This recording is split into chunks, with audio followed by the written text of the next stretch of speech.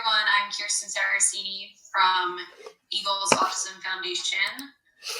I started with the organization about 3 years ago, and my experience is within the organization is working with our scientific review panel and also our inclusion initiatives across the Eagles organization.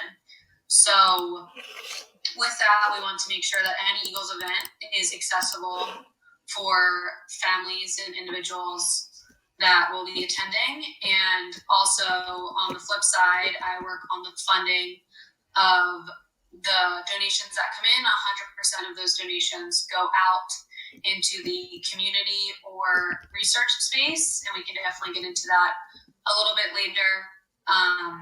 Over our first 4 years with the foundation, over $12 million has been given out. So I'm excited to talk about the accessibility piece as well as equity and what we're doing to hopefully meet those, boundaries and guidelines, and excited to talk more today.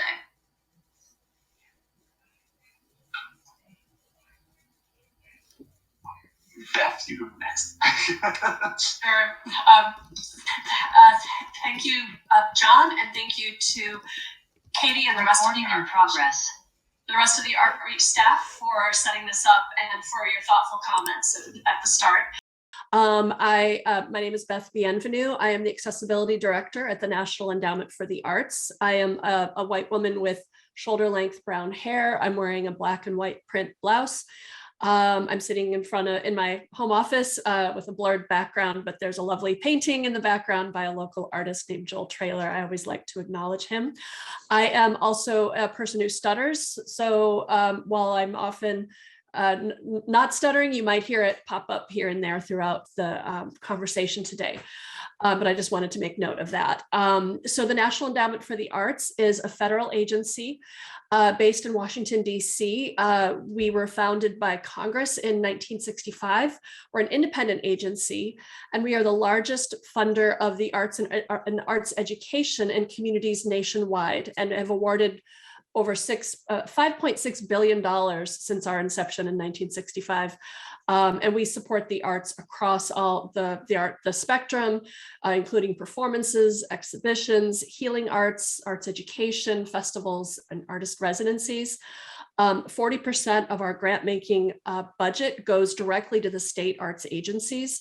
And also 6 regional arts organizations and the territories. So that helps to expand our reach to millions more people in thousands of communities across the country. And we also award more than 2,300 grants per year, and we reach every congressional district. So we like to talk about our reach and how we help to buttress the arts sector. And because a lot of our work is, it's a catalyst to other grant making and other art making. And as we go, I'll talk a bit about the accessibility work and the work that we do to support artists with disabilities and organizations that support them. So, and I will pass it to Lane. Thanks, Beth. Hello, all. Outreach family here. And I want to echo Beth's appreciation for the comments shared at the beginning of the meeting. I'm Lane Harwell. My pronouns are they and he. I identify as white, queer, femme, and disabled, although my disabilities are not visible. I have blondish hair pulled back, big white aviator glasses. Behind me is a backdrop of pink clouds by disabled designer Emily Sarah. I just like to name here that it's my social identity. My social identity shapes what I bring to the work and what I can offer today. I'm a program officer in the Creativity and Free Expression team at the Ford Foundation, which is based in New York on Lenape land. I manage a national grant-making portfolio that's focused at the intersection of the arts and social justice, with a sharp focus on race, gender, and disability justice. I'm the point person at Ford for Disability Futures, a fellowship program for disabled artists, journalists, and filmmakers. This is a partnership with the Mellon Foundation administered by United States artists. And of potential interest to the Philadelphia group on the call today, I'm also the program officer working on Philadelphia Cultural Treasures, which will support BIPOC arts organizations in the city, and as a partnership with the William Penn Foundation and a number of other foundations there in Philadelphia. And I will turn it back to you, John, to guide us. Awesome, thank you. That's and thank you all for again joining us today for the conversation. So we've made a couple references to it already. I think the first part of this, I've got my timekeeping tool, my old school sand timer on my desk to keep me on track. The first part that I want to talk about is the equity issue, or the equity discussion. And so I'd like to open it up with just a general question about how each of your organizations has addressed a growing call for equity in philanthropy over the last few years. And Lane, I don't know if you want to jump in first. You had just brought up the partnership program with William Penn that's specific to Philadelphia. If you feel comfortable about talking about anything around that, it would be maybe that's a good place to start. Sure, I'm happy to jump in here, and I'll just describe sort of broadly the Ford Foundation's priorities. It's a global foundation that has over the past years focused specifically on tackling inequality. We've multiple programs and regional offices that are focused on addressing the drivers of inequality that we've identified. Failure to invest in and support public goods, unfair rules of the economy, unequal access to government, and entrenched cultural narratives that undermine fairness, tolerance, and inclusion. My work in the creativity and free expression team, which includes film, journalism, and the arts, is focused on addressing these entrenched cultural narratives. And over the past few years, we've been on a journey to address disability as in all aspects of the organization. This includes launching a new disability rights portfolio this year. I'll pass it to Beth. Thank you, Lane. I've always been inspired by the work that the Ford Foundation has been doing in this arena. So, the topic of equity has been something that the NEA has worked to address over its history. Early on, we were trying to find ways to make sure that the arts were accessible to everyone in every community, with a number of grant initiatives specifically targeting groups that have less access to the arts. Our Challenge America grant was started in 2001 with the priority of reaching people who had limited access to the arts due to ethnicity, geography, disability, et cetera. And more recently, we are driven by the White House and the priorities for each administration. And since January 2021, we have been part of responses to executive orders to look at how our agency is enabling equity and also the barriers to equity. So that includes our grant making, as well as our internal staff makeup and our internal staff activities. So we've had, like I said, a number of executive orders, and two of them have been to develop equity plans. And one is outward facing, looking at our grant making and how we are working with communities across the country, and what the barriers are to the grants process. And then the other is internal, looking at staff training, providing reasonable accommodations, recruitment. And the exciting part of this is that accessibility is one of the key areas of both plans. And so my office has been very busy trying to look at how we can improve grant making for people with disabilities, as well as all of the other work that we're trying to do. And some of the other executive orders were around nation to nation work among Native and tribal communities, how we are making the arts available to, or what the barriers are for women and LGBTQ plus communities, is our language in our work, in our policies, posing barriers for people with different gender identities. So we've been doing a lot over the last year, and it's very exciting, very encouraging. And I'm going to be pushing everything with disability and accessibility. So I'll pass it to Kirsten. Thank you, Beth and Lane, and also John, with my excitement into getting into things, I failed to recognize. So thank you for your comments and thoughts in the beginning. Just wanted to mention that before moving forward. So for Eagles Autism Foundation, we are going into our 5th year. So we are, a relatively young foundation, but with that, there's always been a priority to, have equity and representation in the way that we're funding. So 100% of our funds are going to the disability community, but with that, we wanted to make sure that underserved and minority groups are being represented in the projects that we are funding, and that we're intentional in the way that we are funding. So I can definitely get into more of the specific projects as we go through our conversation, but our community grants specifically in our application, we are definitely looking for BIPOC and minority groups to fund and, uplift those projects. And with our research grants, so with Eagles Autism Foundation, we kind of have those 2 streams. With our research grants, we have an external scientific review panel that changes by year, but we have our advisor who kind of builds the panel out based on, he chooses lead scientists from around the nation that are specializing in the, certain area of the proposals that are submitted. But there is a conscious effort and decision to make sure that on that panel, there is diversity and inclusion in, the way things are being established. And I think, we are a private foundation, and, we're able to kind of make some of those decisions. So it's definitely a priority for us moving forward. And we're, excited with this year with our community grants.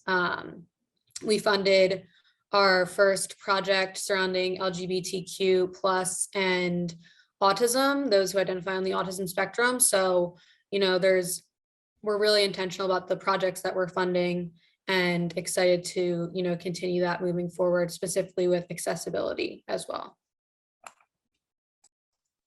Yeah, I think this is what I find really interesting about the 3 organizations that we have, are that there's a point of transition for kind of all of you within the last several years, we'll say. I think with, Kirsten, with Eagles Autism Foundation, you made that shift just a few years ago from the Eagles Autism Challenge, which was a little bit more limited in scope, to this foundation model. I think, Beth, the transition that NEA goes through with administrations, I always like to remind people, like, as a nonprofit, outreach is not necessarily allowed to be partisan, but we are allowed to be a little pissed. And the last administration did not. It was good to see the reprioritization of accessibility and sort of a more welcoming approach to disability and the disability community for the administrations.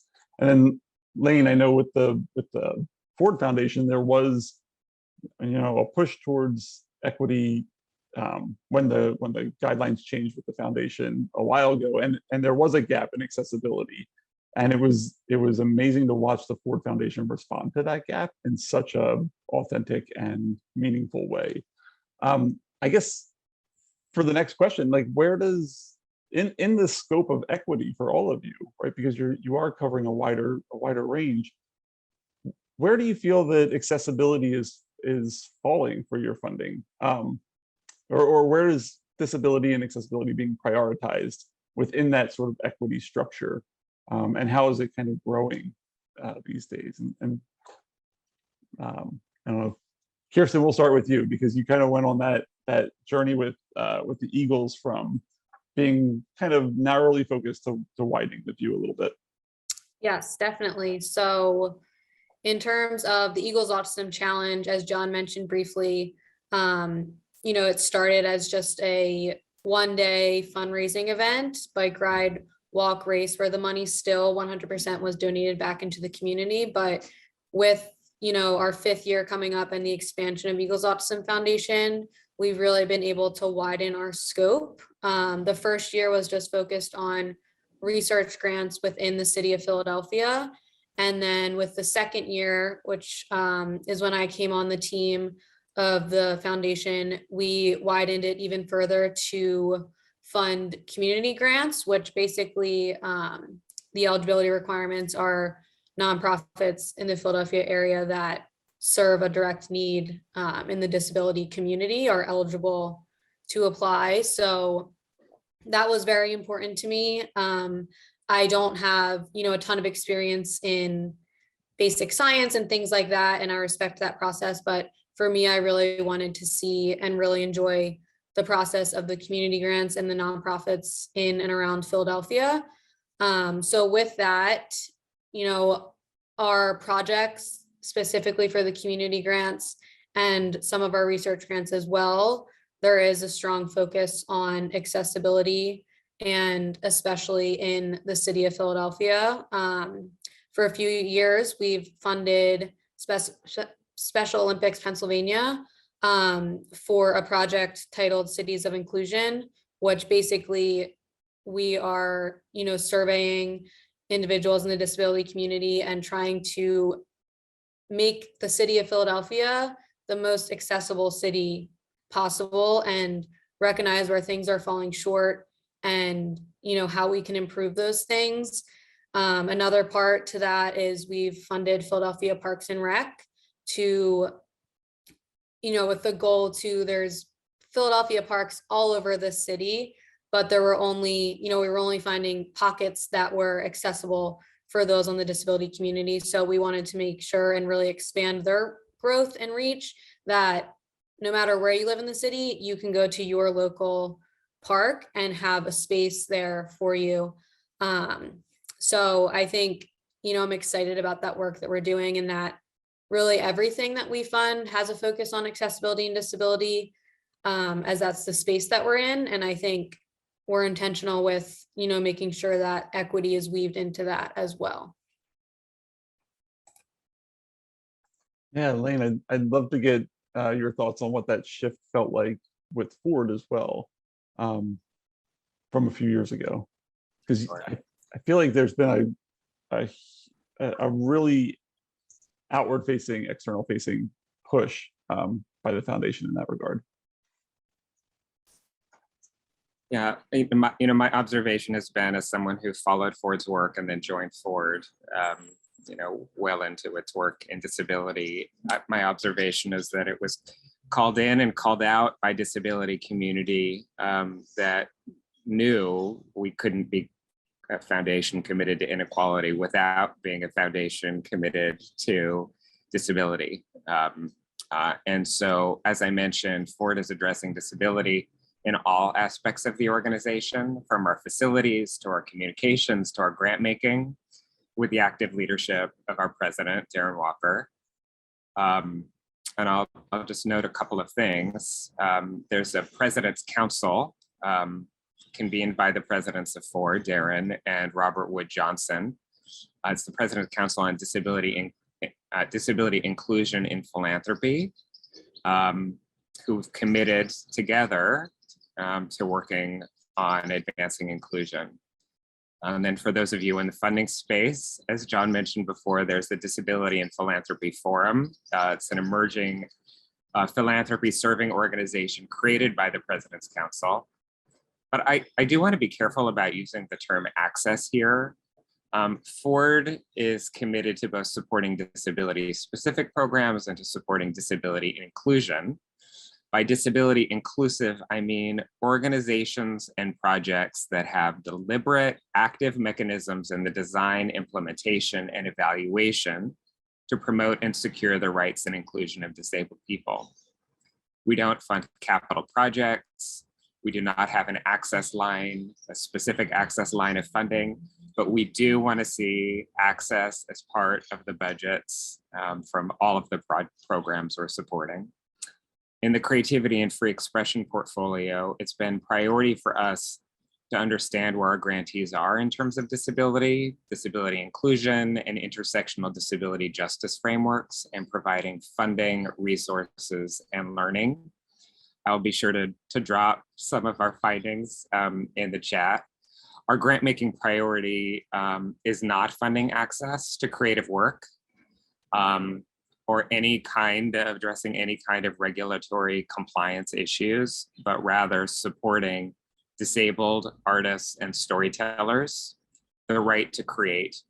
We see disability in our portfolio as a generative and artistic force. So that's our orientation around the work. That's amazing. Yeah, and I know the President's Council developed the Disability and Philanthropy Pledge that they're actively sort of taking out to some of the major foundations in the country and trying to get them to sign on to specific goals or you know, to prioritize inclusion for the disability community in a dynamic way. I hope that people who are on the call, if they familiarize themselves with the pledge, they are willing to be advocates and self-advocates with foundations in their own region to sort of examine that that pledge and see if it fits. Not see if it fits, but to just examine that pledge. Beth, I don't know if you want to chime in with what that transition for how you manage that transition of prioritization between administrations at the NEA. Yeah, I think what the main thing I just want to say is that we've always, my office has been around since the late 70s, and we are one of the few federal agencies that has an office specifically geared toward providing technical assistance to the field around accessibility and promoting opportunities for disabled artists and others, you know, that to have access to the arts. So we've always been doing this work. And after the Rehabilitation Act was passed in the 70s and then the ADA in 1990, that was our chance to really seed the field and educate the field to make sure that everyone understood the requirements and then how to go beyond the requirements to be fully inclusive and equitable. You know, and then, you know, so we've always had a compliance focused approach with our work because if you, I didn't mention this before, but all grantees, all funded projects must be accessible to people with disabilities with physical accessibility as well as programmatic. And so you have to sign an assurance of compliance when you apply. And then you have to, at this point, you know, you have to do a questionnaire after the offer is made on how you will make it accessible. So we've always been doing this work, but it just varies in terms of the types of projects that we do. But I think what's happened in the last year was just being forefronted in this. And, you know, one of the things that we like to talk about for arts organizations is, you know, they have to have an accessibility coordinator, but the goal is for that everybody to be accessibility coordinators, that everybody in an organization understands what that means and how to do it and what it means to go beyond mere compliance.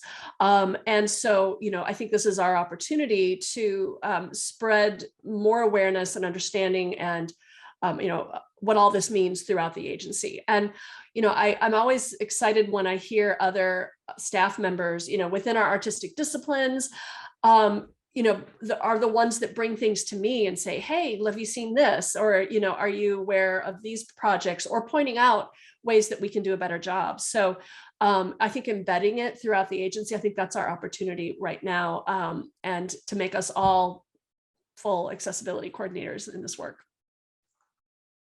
Yeah, I think it's funny. One of the frustrating things that we run into at Outreach constantly is the, you know, and sometimes we talk about this even with things like the ADA and other civil rights laws that have been passed in the past, and you know, whenever. But it's that, like, the enforcement of accessibility rights is generally placed on as a burden on the disability community, right? There's no active sort of management to make sure people are hitting the requirements that they're supposed to hit. And so we constantly are navigating this, like check the box on your application, or say the right things on your application. And I think a lot of people say those things or check those boxes, but aren't backing that up with any intentionality or action. And so I'll just throw it out to the group, and whoever wants to respond can.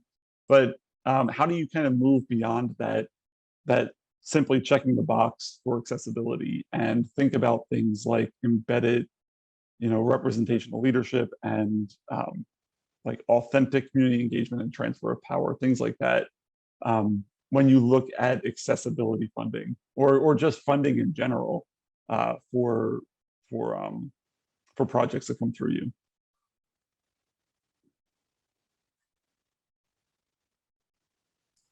I think that's the challenge. We have 2,300 grants a year, and we can't go out and check every organization. But we work with the state arts agencies to bring, to bring this awareness and information to them, so that they can work throughout their states to do that, to help build that awareness and the need to ensure that they are fully equitable. And it's a challenge. So I think we rely a lot on partners to help us with that, and forums like this, working with organizations like Outreach to help spread that awareness. So John, I hear you're asking the question here about how our institutions are addressing intersectional oppression and how we're thinking about representation. So I'll just, I'll weigh in here to say that Ford is committed to intersectional work. We understand that racism and ableism are inextricably linked, and that disabled people of color, disabled women, disabled immigrants, LGBT communities face greater inequality. And the pandemic has put this in sharp relief. I'll drop in the chat in a minute a list of resources also from the Disability Philanthropy Forum, addressing the intersections between racism and ableism. And I'll say that the work of addressing intersectional oppression in practice through the arts portfolio has been a journey and a challenge. I'll give you an example of how. We refreshed the art strategy when I joined Ford in 2018 to focus on race and disability matters. We messaged a priority for intersectional work, but we wound up funding many BIPOC organizations that did not have a disability agenda, and disability organizations with white leadership that did not have strong commitments to racial equity. So we've been working to address this, and we prioritize supporting our BIPOC groups' work on disability inclusion, and work with our disability groups on training and learning more about racial equity matters, lifting up exemplars in our programs, and making more concerted efforts to focus on funding in the intersectional space. And we specifically call for, in our letters of inquiry, intersectional approaches that amplify the most marginal of voices, including artists and storytellers impacted by racism, anti-Blackness, ableism, autism, sexism, heterosexism, transphobia, xenophobia, and classism. We consider, in our consideration of grantees, the diversity of organizational and project leadership, looking at race, disability, and gender of the board, executive leader, executive staff. We're interested in who founded the organizations that we support, who's making decisions, and who's being served, and want to ensure that those who are most impacted by oppression are part of the decision-making process. We rely significantly on intermediaries created, led by, and serving intersectional communities. We rely on diverse panelists and staff at the institution. Those are some of the ways that we're thinking about it at Ford. Thank you, Lane. I just wanted to quickly add, coming from a different scope, as all of our projects, focus on accessibility and disability, it's a priority to us to weave equity into those conversations. So just recently, we saw with the pandemic and the shift to working from home, as well as kids, taking school from home, especially in the special education space. And one of our community grant recipients reached out to us that a cost that they traditionally did not encounter became a major priority once the kids were working at home. And that was in the city of Philadelphia. There was a large portion of the students that they were serving where English was not their first language. And it became a challenge with the telehealth system that the therapist or the teacher was trying to communicate with the child, and the parent in the home was, supposed to assist the child. However, English wasn't their first language, and that was a need that had to be addressed because it was not accessible for the parents. It was not accessible for the children receiving the services. And, with, I think, COVID, that was a need that traditionally no one thought of. So, we were able to fund translators for the telehealth services for those kids and families. And that's something, interestingly enough, that has continued post-COVID, as kids are going back to school and things like that. But teachers are still meeting with parents, and English isn't their first language. And that's something that, previously may not have been called out, but was, brought to the forefront with the pandemic. And I think, with a number of our projects, we're trying to make sure things like that are brought to the forefront initially.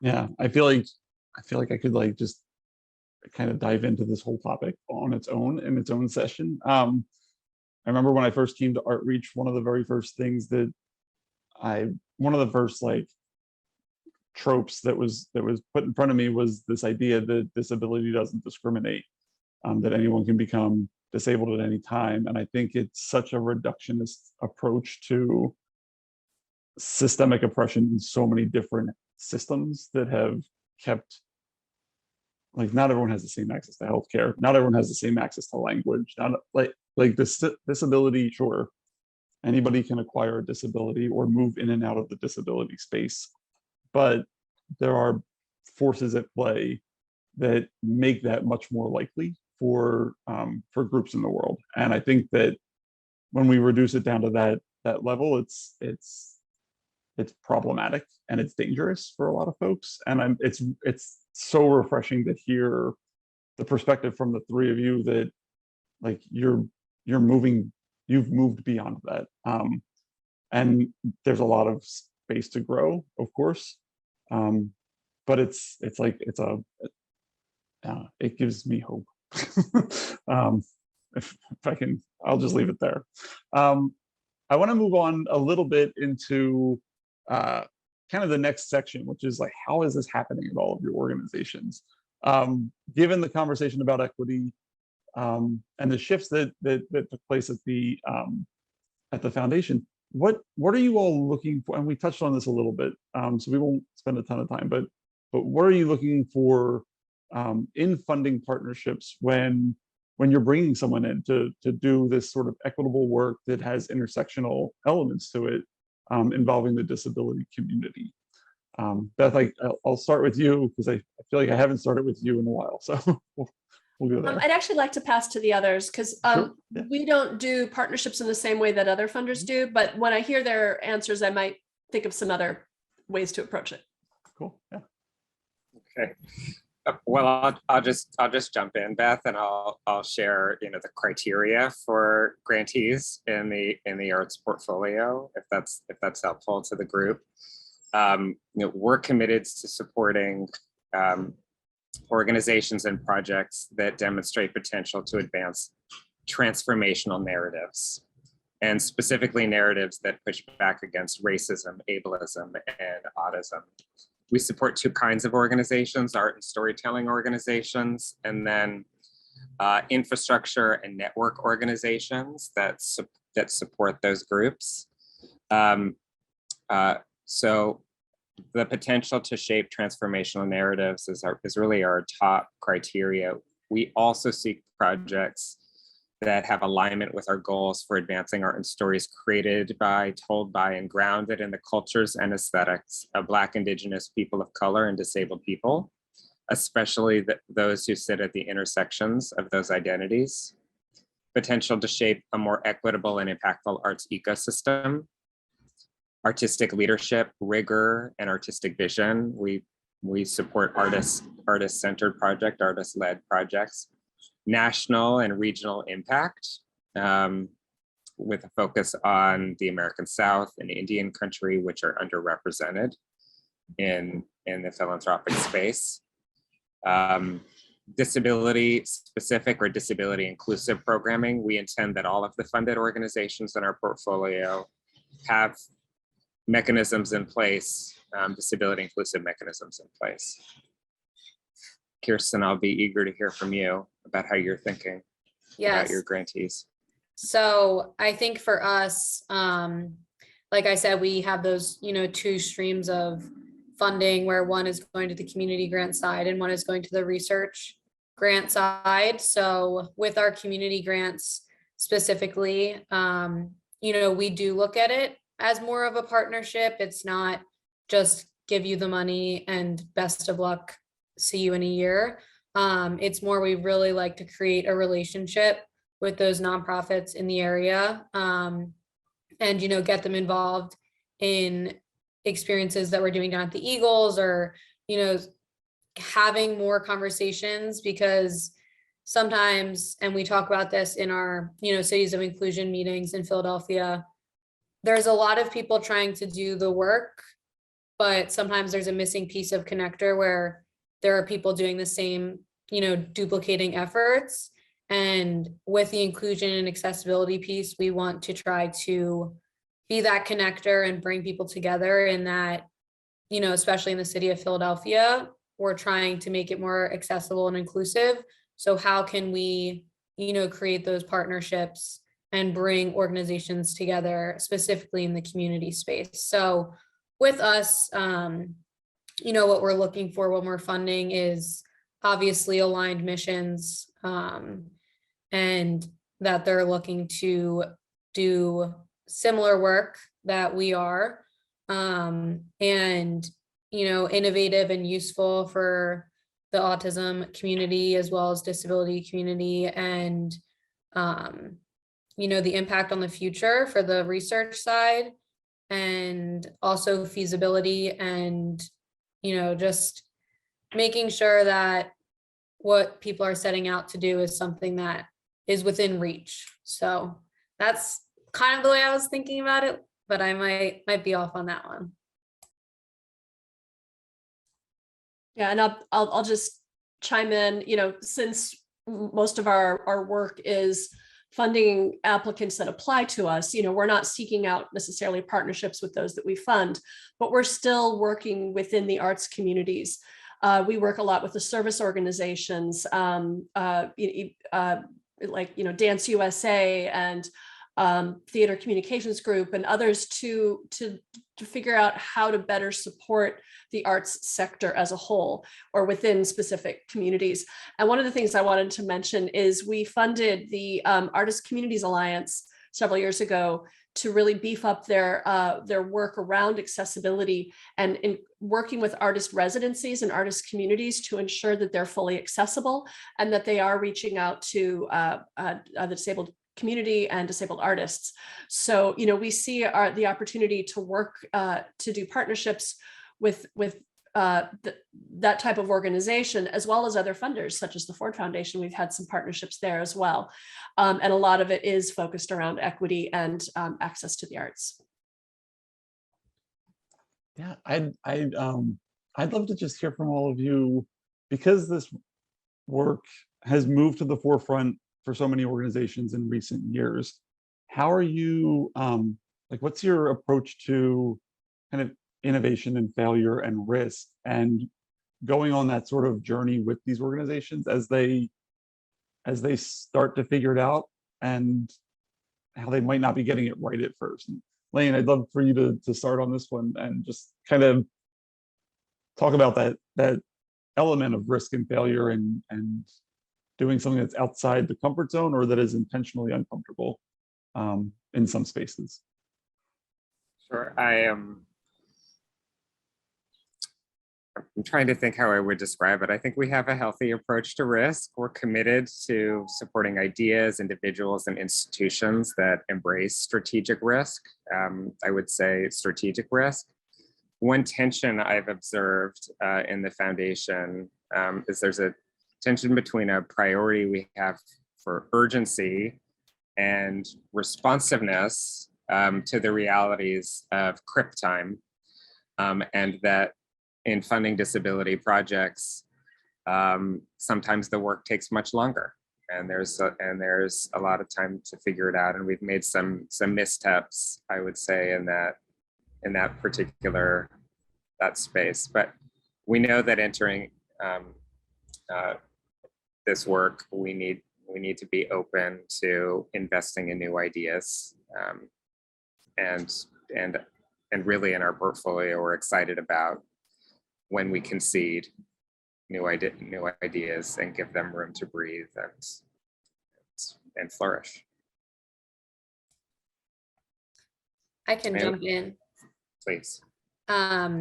So I think similar to Lane, we have a healthy relationship with risk.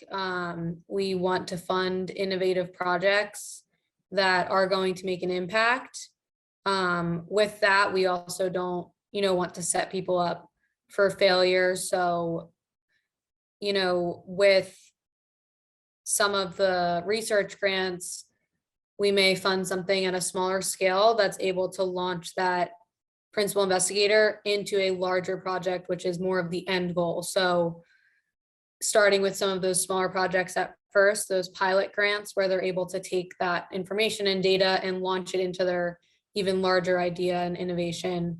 On the community space, I would say similarly, we, with our community grant process, with the applications, and after the vetting process, we do site visits as well to, discuss their ideas about the project and see, the infrastructure, things like that. And we do have, sometimes frank conversations about how can we make this work with, everything that's on the table here. So I think it's important to, take risks, and it's also important to have those conversations about what are we looking at, what's the scope. So that's kind of our approach to risk taking. It's interesting, when you use the term risk and innovation, because there is risk in that type, in seeking new ways to do work or new innovative activities. And a couple of years ago, one of our leaders was really focused on innovation. They wanted to see grants that were innovative and doing new approaches and new ideas. But when it comes to risk, we're not looking as much at innovation as we are with organizational capacity. As a federal agency, we can only fund things that or organizations that have demonstrated the ability to manage a federal grant. Hold on a second. Sorry, I have a cough. And so we can only fund organizations that have a 3-year track record of programming. And so we encourage newer organizations to apply at the state and local level first. Look at your local arts agencies and your state arts agencies before you come into the NEA. And that's actually a federal requirement, that we have that track record and that we know that you can manage a federal grant. However, in the last year or so, we've been wanting to really look at ways to work with newer organizations and maybe those that don't have the same capacity as others, including BIPOC-led, Native-led, led by people with disabilities. We're concerned at the staff level that this is excluding organizations that that might not be able to apply. So we're looking at different ways that we can provide technical assistance in the application and in their development. So we're always looking at new ways to do this, but we are part of the federal government, and I see us as a big ship that takes time to turn around. We're not a little sailboat or a little motorboat. So we're hoping that we'll see progress over time. So I have some really tactical questions for all of you, because I want to make sure we have enough time for Q&A at the end as well.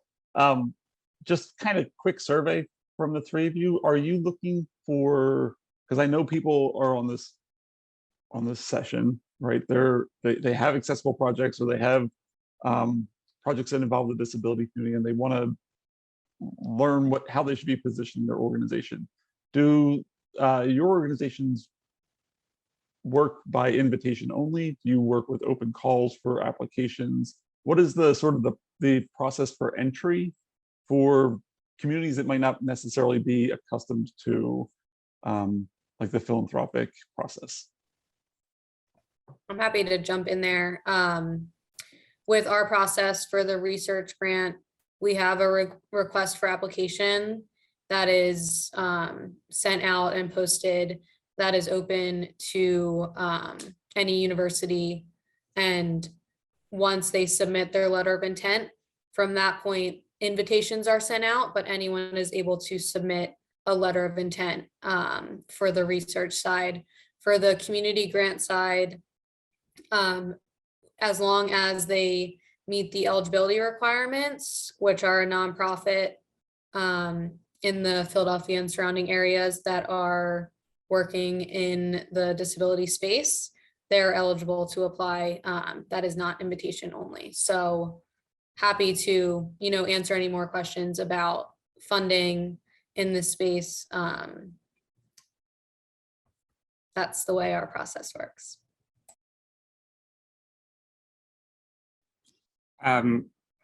We identify grantees through a letter of inquiry process as well.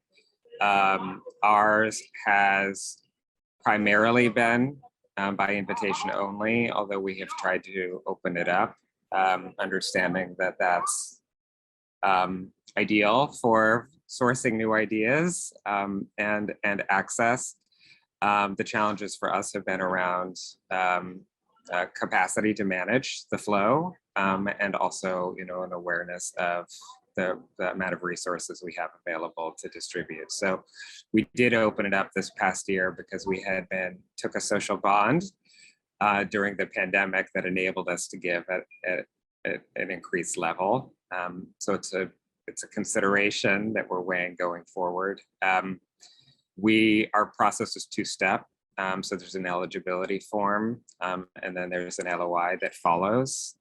We do that to limit the burden on anyone who may not qualify, so that they don't have to do as much work down the road. Our LOI is reviewed by an outside panel of leaders working on the ground.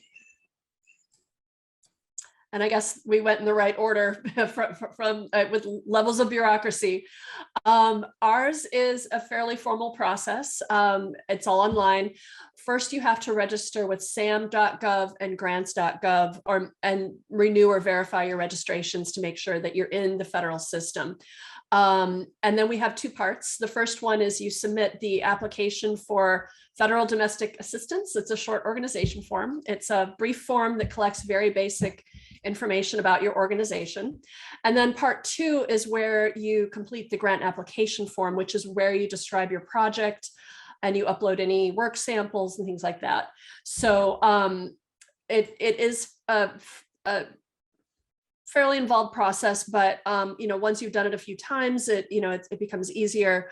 And you can work, there's local resources. We encourage smaller organizations to look for grant writers that have been through some of the federal application system. We also encourage you to do it early because you don't want to be trying to find the right forms at 5 minutes before the deadline. And just so you all know, we also have a panel that reviews the grant applications, and this is formed of citizens. And if any of you are interested in being a panelist, there's information on our website for how to register, but you can always reach out to me and I can connect you with our staff. I want to also mention that you can go to grants.gov, or I'm sorry, arts.gov to look for our grants. There's a tab for grants. And if I have time, I'll explain, but look for Grants for Arts Project or Challenge America. And Challenge America is the one for that we recommend for first-time applicants. Yeah, and I will do the PSA as a executive director of an organization that gets federal funding. If you go through the process, just prepare yourself to be bombarded by organizations who want to complete your systems for awards management profile for you. There are a lot of reminders from outside organizations about renewing your SAM as you navigate a federal process. You don't have to. I was not aware that you get bombarded. Oh my gosh, yeah, it's all third-party stuff. So it's just someone we got on some list somewhere, but yeah, so it's always fun. I want to move on because I do want to reserve time, and we have a few questions in the chat or in the Q&A that I want us to be able to get to. I just want to take a few minutes and have each of you discuss, brag a little bit about your projects that involve the disability community and equity or intersectional projects. So I guess I'm just going to throw out, who wants to share a story about a project that you funded that was exciting and felt like it sort of pushed the envelope a little bit? I'm happy to jump in. I think since, like I said, all of our projects are focused on this space. So the first one that comes to mind, I'll talk about two. The first one that comes to mind wasn't necessarily something we funded, but something through our inclusion initiatives that we felt was important to happen in Philadelphia. So back right when the COVID-19 vaccine was released, as individuals were starting to be eligible, we were receiving a lot of calls from the disability community that while they were physically eligible and next in line to receive the vaccine, going to the convention center or going to a CVS and waiting in line would be extremely challenging for that individual or someone in their family. And, we heard a lot of fear, obviously, that at that point, we were inside our homes and different challenges were brought up for the disability community with that isolation and lockdown. So with the Philadelphia Eagles platform and our resources that, we have at Lincoln Financial Field, we hosted our first sensory friendly vaccination clinic for those that were eligible and their caregivers. So in one day, we vaccinated over 1,000 individuals that came down, and certain barriers we were able to tackle were transportation issues, since the train system and the subway system is right there. They were able to, if they didn't have access to a car, able to take public transportation, which for other places in the city was a little bit more challenging. And we also tackled, from the sensory side, we provided a visual schedule and a story-based intervention ahead of time, which basically walks the individual through exactly what to expect step by step so that they're prepared. There were private rooms available if they would prefer to have the vaccine completed in a suite as opposed to in the open forum. And we also addressed mobility issues and accommodations, and we had we worked with a third party who obviously our medical staff who were administering the vaccine. We handled more of the accessibility piece, but we had nurses go out to cars to address some mobility issues that they would not be able to get out of their car. So we were able to accommodate, a range of different things. And I think that was one of my favorite times working for Eagles Autism Foundation, because it really showed that we reacted to what the community needed and, we're able to get it done. And then that was the very first one. And then we've hosted, now things are settling down a little bit, but we've hosted a number of other vaccination clinics, as well as our most recent one was a child vaccination clinic, which also presents different challenges as well. So that was, I think, one of my favorite days working for the organization. And I think just shows, accessibility and how you can respond to the needs of the community, whether it's the actual event of like addressing the mobility accommodations or the privacy concerns. We worked with some individuals for over an hour to have them, relieve some of their stress and anxiety and just address some of those issues. So I think that was something that sticks out in my mind for accessibility, just especially, coming out of the pandemic. I think that'll always stick in my head.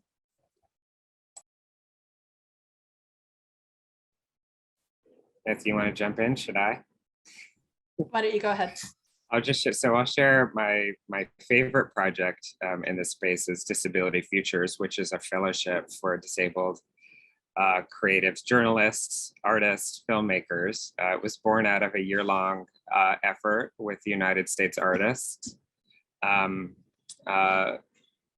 It aims to shed light on the dearth of visibility of disabled creatives and position them as leaders for accessibility language care. Our hope is to spur additional attention, engagement, and support for disability-led content productions and projects. It started with 20 fellows over the past couple of years, grants to the fellows, communications, and convening. We hosted a festival in July of this past year that was, as much as we were able,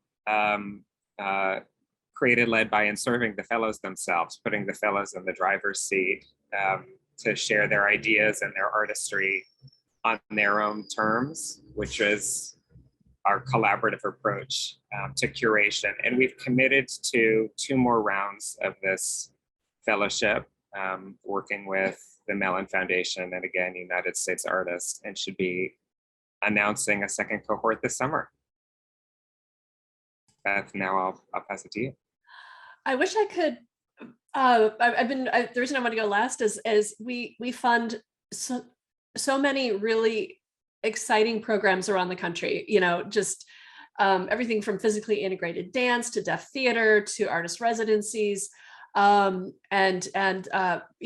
do a lot of work, support a lot of projects that like the former VSA affiliates. They all have different names now, but there's a number of programs around the country that serve youth and adults with disabilities, and including people with developmental disabilities, to provide arts education.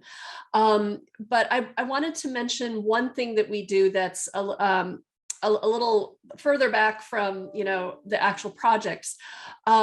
Every state arts agency and regional arts organization has an accessibility coordinator. And one of the things that we do is an ongoing education and training for them. And we have peer sessions to provide education and training to the accessibility coordinators, and also so they can share their best practices with others. And we started gathering at the Leadership Exchange in Arts and Disability Conference, the LEAD conference, that is like one of the key arts accessibility conferences in the country.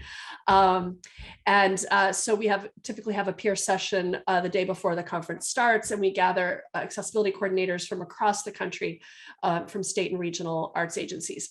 But we've been providing funding to the regionals to to fund the states. So we've been able to get more of the state arts agencies coming to the LEAD conference. And as that happened, we saw a bit of a shift. More state arts agency staff started to attend. The attendance at LEAD increased over that period. I'm not saying we directly caused it, but I think we helped attribute. We can take some of the claim, we can claim some of the praise for that, because states started providing scholarships to the conference and the regionals as well. So we're really helping to build capacity and awareness across the country on the issues of accessibility and compliance and equity and access. So I think, that's there's a lot of things that my agency does that I could brag on, but that's one of the things that I've had some direct hand in recently. And we're hoping that we can gather again in person in Raleigh, North Carolina in August. And so I encourage folks to check out the conference, but I'm excited to hopefully see some state arts agency folks in person. I feel like the LEAD conference is one of Outreach's, like, it should just be one of our annual holidays. We'll all be going down there, and we try to go every year with the entire team. We just take the week and we head on down, or wherever it's at. Sometimes over, Well, sometimes up. You guys did a great job of filling in the virtual environment since we couldn't meet in person. So I really appreciated what you guys did to provide that virtual experience. Yeah, and I think, for us, there was always that virtual experience was always supposed to be a very Philly specific conference that Outreach is has turned into an annual thing. And now, I've been having conversations with Betty at the Kennedy Center about the LEAD conference and how we can sort of work to align what they want to do with the in-person and what we're doing with the virtual piece, so that it's not redundant and that we're working more in partnership rather than in any way that feels competitive, because we're not trying to compete with LEAD. I guess before we move into the Q&A, I want to just get a sense from all of you. Are there any things that people should know that are coming up? What's on tap in the next year for your organizations? Are there deadlines that folks should know about? Are there times of the year that they should be sort of paying attention more to, like, an LOI process or an application date? I think, Beth, I know that NEA has specific timelines. I'm not sure about the Eagles Autism Foundation, if you have specific times. And Lane, I don't know why I think this, but I feel like Ford you can just go online and fill out the form first. But I don't know if there's specific timing around when that should be done. If you want to share that with any of the attendees.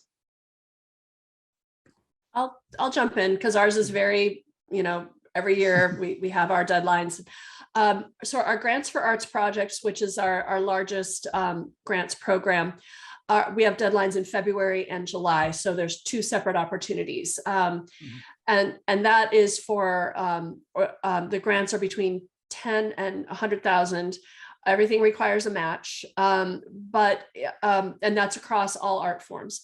But what I recommend for smaller organizations and those that haven't applied before, especially those that reach these underserved populations, is our Challenge America grant. And the reason I wanted to make sure I mentioned it is the deadline is coming up. It's April 21st.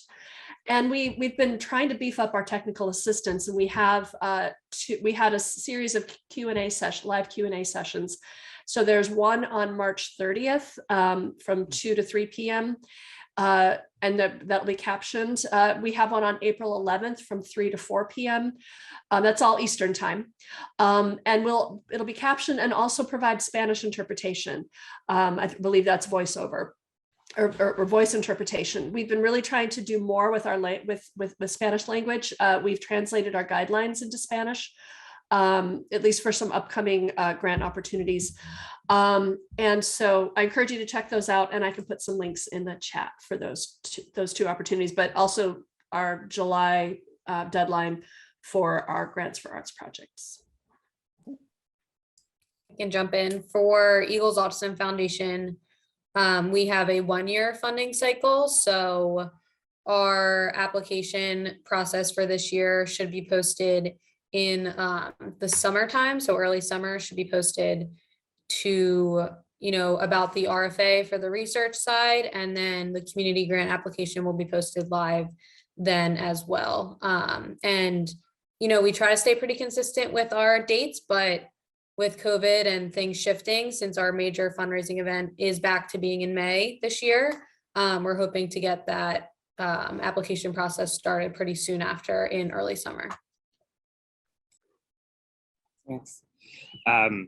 Thanks all. You asked about what's on tap this year. I mentioned that the Disability Futures second round will be announced this summer, so we're excited about that.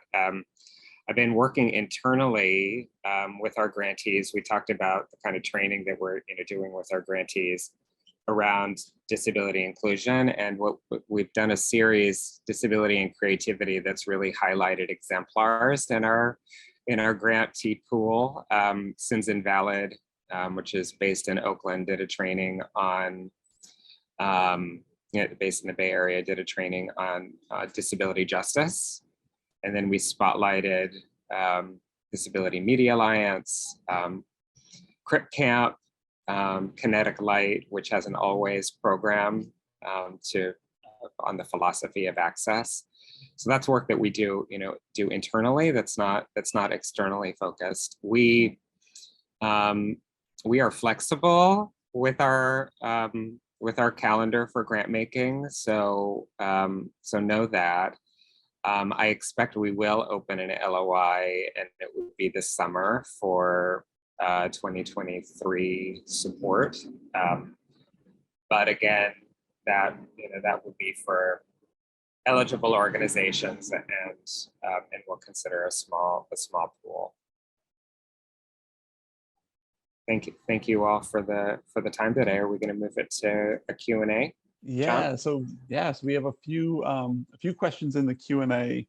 The first one, and I think Lane, you had touched on this a little bit, about taking that holistic approach to accessibility and equity in the organization. So the first question that came in was, what are some ways foundations or grant makers are making the grant making process itself accessible to those who apply? And I wonder if that was a conversation that was happening at Ford when you were looking at that sort of holistic approach as well. Sure, and I imagine different program officers at Ford would have a different take on this. We're thinking about how we message to disability community. So thinking about the language that we use and the story that we tell and what we're asking for, and making it clear that we're looking for disability leaders. We think about access in terms of all of our technology and materials that we're requesting. Our letter of inquiry, we ensure that we have an accessible PDF option in addition to our online format. We think about language access. We have it available in Spanish language. We've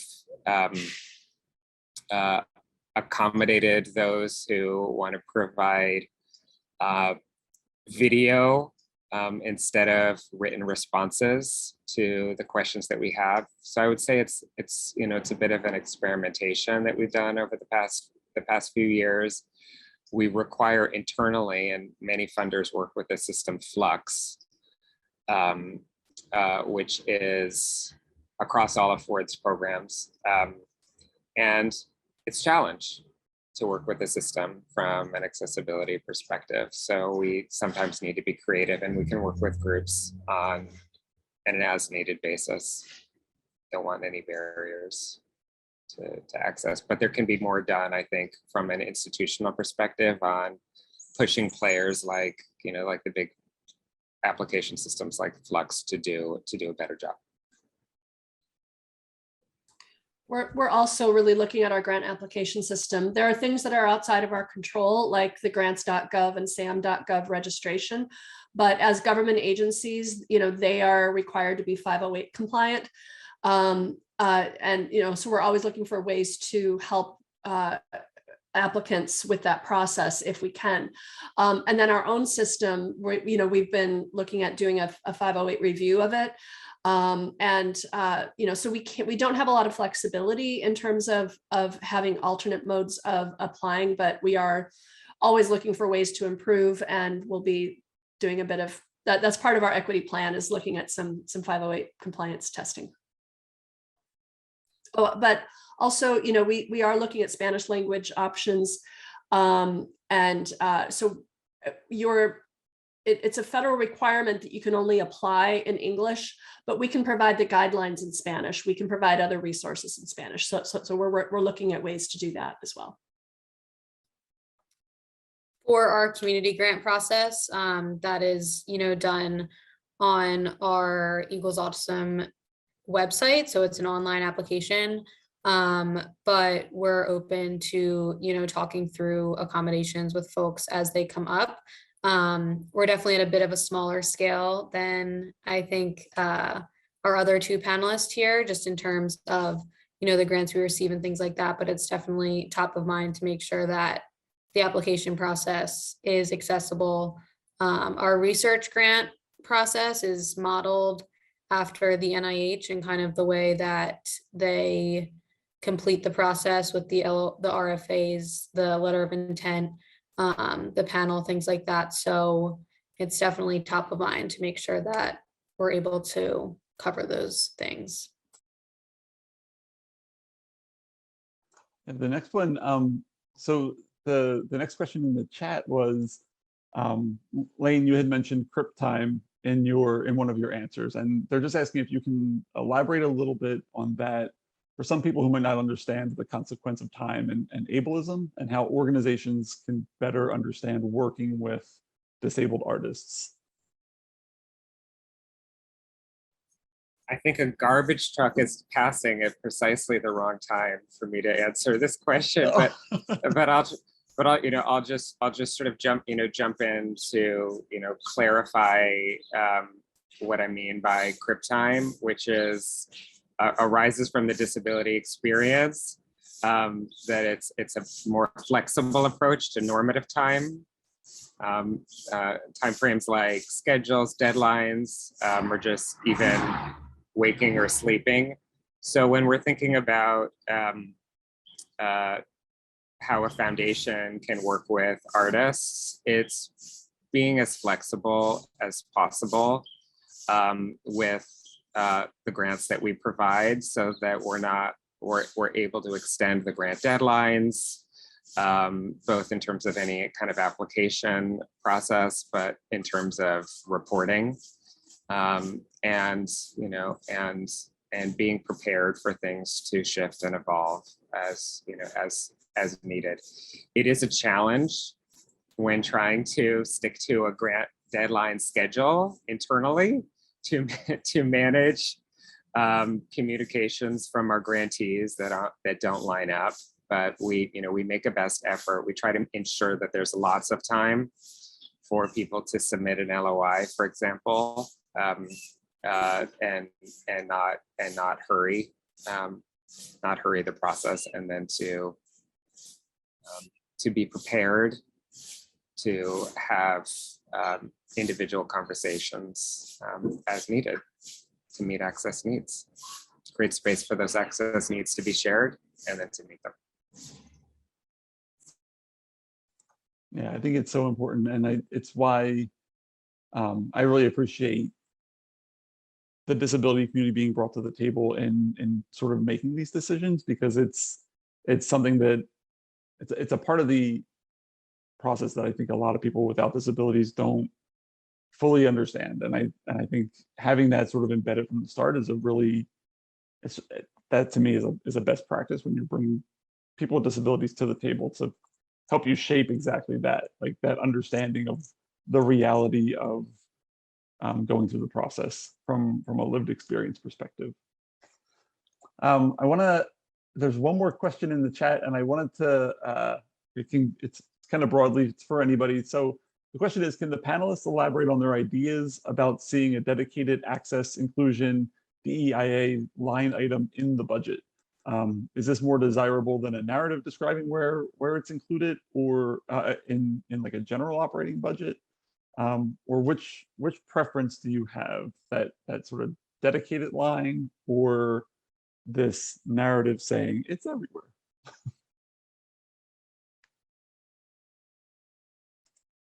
I just a couple reflections here. I would think, access, inclusion, and DIA here might mean different things, and hit different areas of a budget. So, I'm not sure how to deal with all of that. I think it's important to have an access line in budgets. What I have often experienced is that we make a grant, and then the grantee comes back to us later and they say, oh, we didn't realize that we would incur these costs because we've engaged a disabled artist, or whatever the specific issue is. Those costs, I think, should be built in from the outset, both in an organizational budget and at a project specific level. When we're hearing from grantees, I would want them to, both in the narrative that they give and in the budget, to show that they're committed to access. The budget is the statement of values, and if you don't have access in the budget, you're not committed to it. That's my thought. I think we look at budget a little bit differently with our community grant process. We are looking for the submission of the budget of the grant itself. So if we're providing a $25,000 grant, we're looking at a budget on exactly how that money is being used, and all of that money should be going towards accessibility and inclusion within the project. So that's kind of how we look at our budget. We don't look at the overall year budget. We're really interested in how the money is being used, and there are requirements with the budget and things that funds are not allowed to be spent on staff salaries. So we really want the money to be used for the disability community and the project itself, as opposed to like those external costs. So we look at budget a little bit differently. So it's not really a line item. We're really looking at the scope. I don't have much to add. I'd like to echo Lane about how it's important to have it in there. Yeah, I think from Outreach's perspective, we work with so many partners on the art side. We have 220 organizations that we work with. I feel like we deal with this like financial loophole of the ADA that people like to take advantage of undue burden. We get it all the time when we're trying to do a program with people. And our approach is, you should have an accessibility line, because if you don't, you're perpetuating this, we don't have the money. And, if I'm being as blunt as I want to be, the ADA passed 32 years ago. Being bad at budgeting and being bad at math for 32 years, when it's something that you update every year, is not a good enough reason to violate another person's human right to access. And it's a bad narrative. And so yeah, we join the chorus for put accessibility in your budget. Therefore, all of your general operating funds can help fund it. You don't have to find the money for it, because they'll already be there. So that's I'm going to give one more call out to the audience. We don't have any other questions there. I'm going to give folks another bit to submit one, but we're just about at time. So I'll put the call out, see if anyone has a question that pops in. And I don't see anything. This will be amazing if we end right at the 90-minute mark, like we planned to. All right. Well, thank you all. Oh, yeah, I'm gonna thank you all for joining us today. There's a lot of options for taking in stuff like this during the pandemic and with all these virtual formats. But I really do appreciate Kirsten, Beth, Lane for all the input that you provided leading up to this session, the perspectives and the generosity of spirit that you brought to this conversation. I thank everyone for coming and for our access providers for making it accessible for us. Yeah, we'll be doing a survey afterwards, and we have another session coming up in May with Outreach. And I promise that we will build that session with a greater focus on inclusivity and representation on the panel as well. So thank you all for attending. We have a conference request for proposals due April 4th. That's for the Outreach conference in September. Take a look at it, submit your ideas, submit your hopes, whatever you want. And we can continue this sort of community of learning. So thank you, everyone. Thank you.